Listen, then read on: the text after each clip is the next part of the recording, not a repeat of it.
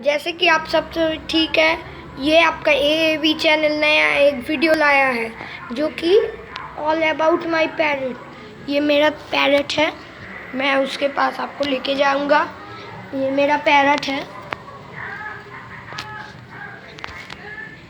ये है मिठू। इसको देखिए, इसको बात कीजिए। ये एक रिंग नेक है, जैसे कि आप देख सकते हैं इसके गर्दन में एक रिंग है, ये काटने आ रहा है। इसका गर्दन में रिंग आ रहा है कुछ दिन बाद। ये मेल पैरट है, जिसके रिंग नहीं रहते वो फीमेल रहते हैं। ये एक मेल पैरट है, इसका विंग भी अच्छा है।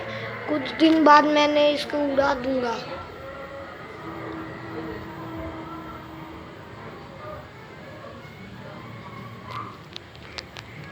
जैसे कि ये आप सब लोग देख सकते हैं, इसके पैर देख सकते हैं, इसके काले नाखून है। अगर आप लोग देखना चाहते हैं, अगर इसका काला नाखून नहीं रहेगा, वाइट नाखून रहेगा, तो फिर कोई प्रॉब्लम नहीं है, दिक्कत की कोई बात नहीं है। अगर सादा नाखून रहेगा तो उसका ब्लड दूसरा।